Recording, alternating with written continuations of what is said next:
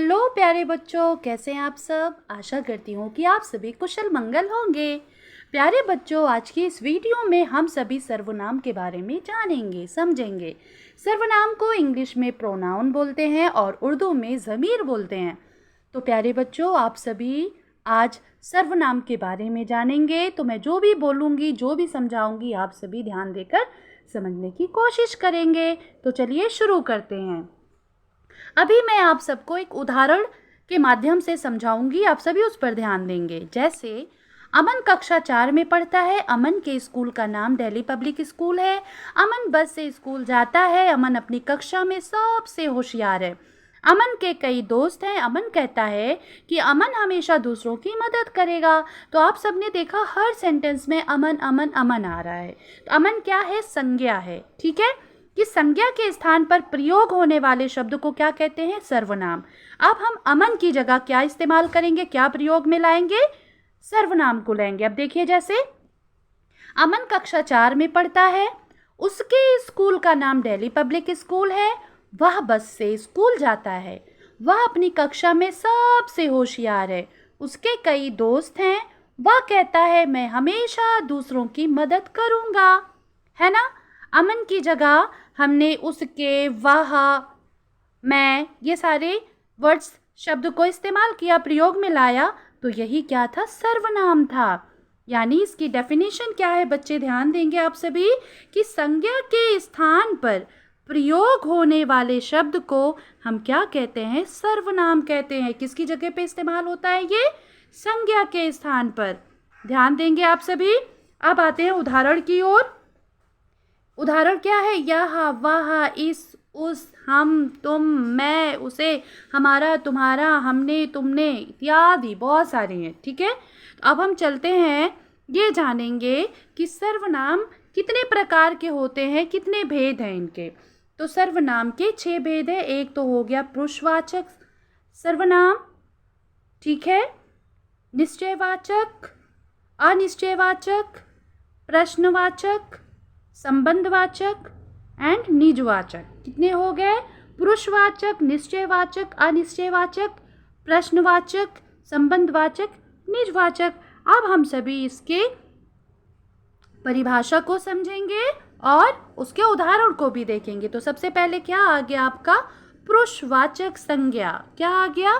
पुरुषवाचक संज्ञा। जो सर्वनाम शब्द बोलने वाले, सुनने वाले या किसी अन्य व्यक्ति के लिए प्रयोग में लाए जाते हैं उसे पुरुषवाचक सर्वनाम कहते हैं। क्या कहते हैं? पुरुषवाचक संज्ञा कहते हैं। जैसे मैंने टीवी चलाने के लिए मना किया था और तुमने टीवी क्यों चलाया?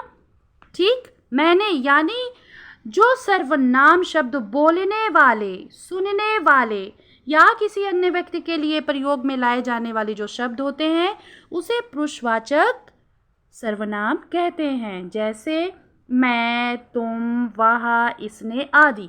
अब एक उदाहरण और दे देती हूँ कि टीवी मैंने नहीं, इसने चलाई थी। किसने चलाई थी? यानी टीवी मैंने नहीं, इसने, किसी दूसरे व्यक्ति ने चलाई थी। तो आई होप आपको ये बहुत अच्छे से समझ में आ गया हो बच्चों। आगे चलते हैं। अब हम चलते हैं दूसरे सर्वनाम पर, निश्चयवाचक सर्वनाम। क्या पढ़ेंगे इसको? निश्चयवाचक सर्वनाम। जो सर्वनाम शब्द किसी व्यक्ति, वस्तु के बारे में विस्तृत जानकारी दे। विस्तृत यानी अच्छे से बताए, उसे समझा के, फैला के बताए, तो उसे हम निश्चयवाचक सर्वनाम कहते हैं। जैसे कि यह मेरा बस्ता है। क्या बोला इसने? यह मेरा बस्ता है। यह मेरा बस्ता है। वह मेरी मम्मी है। इसने काम कर लिया आदि। तो इस तरीके से हमने देखा कि बहुत विस्तृत तरीके से इन्होंने समझाया कि जो सर्वनाम किसी व्यक्ति, वस्तु के बारे में निश्चित जानकारी देते हैं उसे निश्चयवाचक सर्वनाम बोलते हैं। जो सर्वनाम शब्द किसी व्यक्ति, वस्तु के बारे में विस्तृत जानकारी देता है, ठीक है, उन्हें निश्चयवाचक सर्वनाम कहा जाता है। अब हम चलते हैं अनिश्चयवाचक। किसके? अब कौन सा हम पढ़ेंगे? अनिश्चयवाचक सर्वनाम के बारे में हम सभी जानेंगे।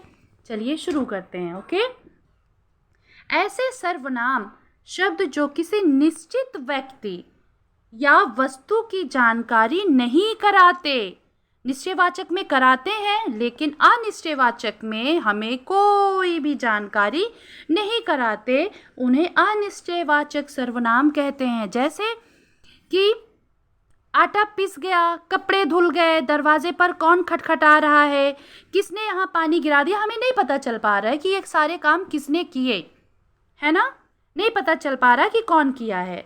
तो ये क्या हो गया, अनिश्चयवाचक सर्वनाम। जैसे कपड़े धुल गए, खाना पक गया, किसने यहाँ पानी गिरा दिया, दरवाज़ा कौन खटखटा रहा है। तो ये क्या हो गया, अनिश्चयवाचक संज्ञा। आगे चलते हैं। प्रश्नवाचक सर्वनाम, किसके बारे में अब हम सभी जानेंगे, प्रश्नवाचक सर्वनाम। इसको समझते ही आपको समझ में आ जा रहा है कि यहाँ पर क्वेश्चन मार्क लगने वाला है। ठीक है, ऐसे सर्वनाम शब्द जो प्रश्न पूछने के काम आते हैं उन्हें प्रश्नवाचक सर्वनाम कहते हैं। जैसे अब अक्सर करके आप सभी पूछते हैं कि आपका नाम क्या है, आपको किससे मिलना है, आप कहाँ जा रहे हैं, क्या, क्यों, कैसे, कब, ये सारी चीज़ें क्या होती हैं, प्रश्नवाचक सर्वनाम में आती हैं। समझे, जैसे तुम कहाँ रहते हो, तुम किस कक्षा में पढ़ते हो, आप कहाँ जा रहे हैं, इस तरह के जो शब्द होते हैं वो प्रश्नवाचक शब्द होते हैं। ठीक है, ये देखिए यहाँ पर, तुम कहाँ रहते हो, तुम किस कक्षा में पढ़ते हो, तुम कहाँ, यहाँ पे क्वेश्चन मार्क लगना था, यहाँ पे पूर्ण विराम लगा दिया। बट जब कब, कहाँ, कैसे, क्यों, ये सारे शब्द आते हैं वहाँ पे हम क्वेश्चन मार्क लगाते हैं। यहाँ पे ये नहीं लगेगा बच्चों, बहुत ध्यान देंगे। जहाँ पर कब, कौन, कहाँ, किसने, कहाँ, किस, कहाँ, ये सारी चीज़ें होती है, क्वेश्चन पूछे जाते हैं, वहाँ पर हम क्या लगाते हैं, क्वेश्चन मार्क लगाते हैं। क्या लगाते हैं बच्चों, क्वेश्चन मार्क। आई होप आपको समझ में आ गया हो बच्चों। आगे चलते हैं। अब हम पढ़ेंगे संबंधवाचक शब्द। क्या पढ़ेंगे अब हम सभी, संबंधवाचक शब्द के बारे में हम सभी जानेंगे। कि जैसे अक्सर करके एग्जाम्पल टीचर्स दे देती हैं कि जो खेल रहे हैं वो मेरे भाई हैं, यानी जो खेल रहे हैं वे मेरे भाई हैं। यानी यहाँ पर लड़की जो है संबंध क्या बता रही है, अपने भाई के बारे में बता रही है ना।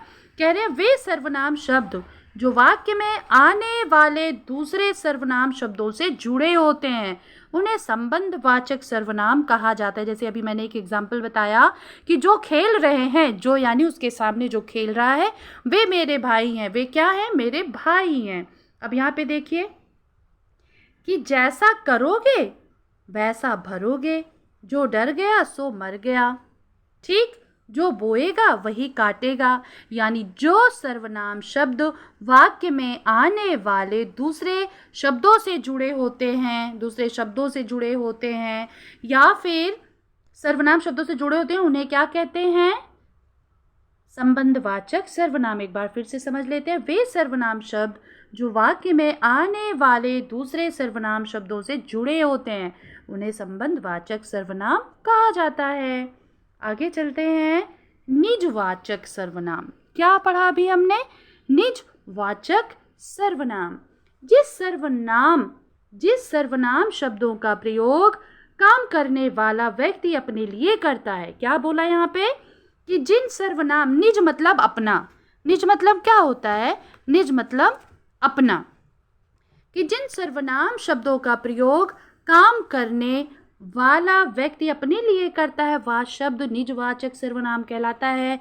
जैसे एग्जाम्पल के तौर पे, उदाहरण के तौर पे, कि मैं अपने आप तैयार हो जाऊंगी, मैं अपने आप तैयार हो जाऊंगी, यानी यहाँ पर मैं अपने आप के लिए बात कर रही हूँ।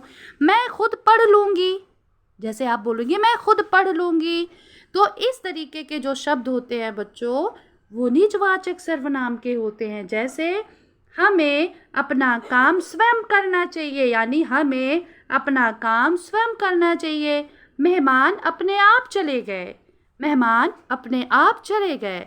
तो प्यारे बच्चों, आप सबने सर्वनाम के 6 भेद पढ़े, सर्वनाम की परिभाषा देखी, बहुत सारे उदाहरण के थ्रू मैंने आप सबको समझाया।